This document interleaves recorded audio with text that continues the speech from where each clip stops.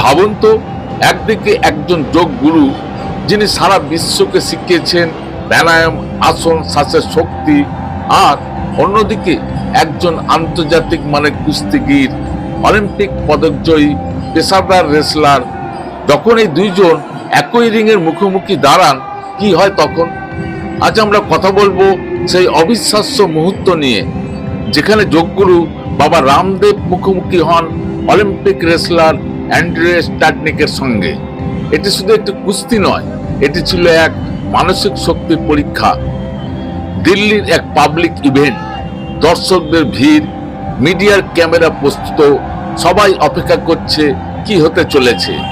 একদিকে যোগ ম্যাট থেকে উঠে আসা এক সন্ন্যাসী সুলভ মানুষ, অন্যদিকে বছরের পর বছর আন্তর্জাতিক প্রতিযোগিতায় লড়াই করা এক পেশাদার যোদ্ধা। অনেকে ভেবেছিলেন এটা কি শুধুই প্রচার নাকি সত্যি লড়াই হবে, কিন্তু যখন দুজন রিংয়ে প্রবেশ করলেন, বাতাসের টান অনুভব করা যাচ্ছিল। প্রথমে হালকা গ্রিপ, তারপর ধীরে ধীরে ভারসাম্য পরীক্ষা। স্ট্যাটনিকের মুভমেন্ট ছিল দ্রুত, শক্তিশালী, পেশাদারি। তার শরীর অভ্যস্ত প্রতিপক্ষকে মাটিতে ফেলে দিতে, কিন্তু রামদেব, তিনি শুধু বল প্রয়োগ করছিলেন না, তিনি ব্যবহার করছিলেন শরীরের নমনীয়তা, শ্বাস নিয়ন্ত্রণ, কেন্দ্রস্থ ভারসাম্য। এখানেই শুরু হয় আসল প্রশ্ন, শুধুই পেশিশক্তি কি যথেষ্ট, নাকি মানসিক স্থিরতাও সমান গুরুত্বপূর্ণ? আমরা সাধারণত ভাবি কুস্তি মানে শক্তি, বড় বাইসেপস, মাসেল পাওয়ার, কিন্তু যোগ আমাদের কি শেখায়? শরীরকে নিয়ন্ত্রণ করতে হলে আগে মনকে নিয়ন্ত্রণ করতে হবে। শ্বাস যদি স্থির থাকে, মস্তিষ্ক যদি শান্ত থাকে, তাহলে শরীরও শক্ত থাকে।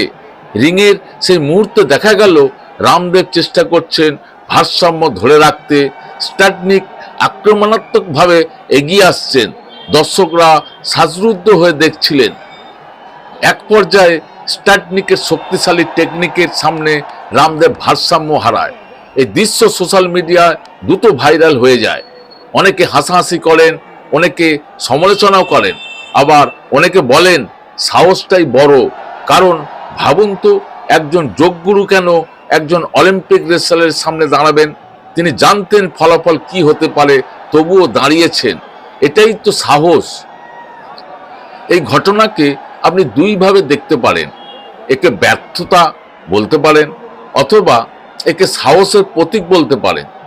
আমরা জীবনে কতবার চ্যালেঞ্জের সামনে দাঁড়াই, কতবার ভয় পাই, আমি পারবো তো, মানুষ কি বলবে?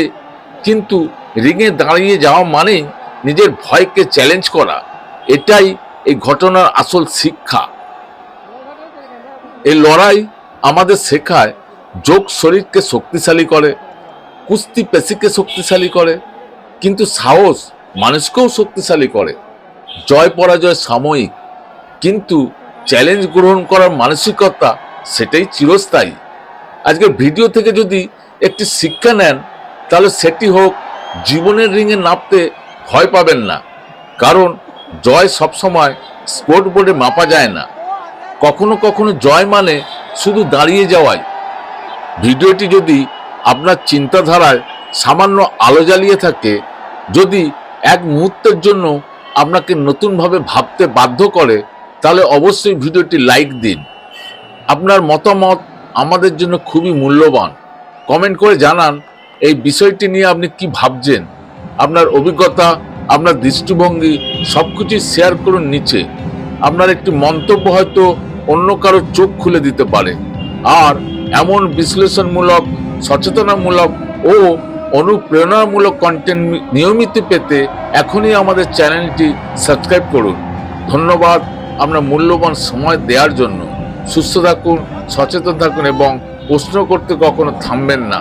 দেখা হবে আবার পরের ভিডিওতে।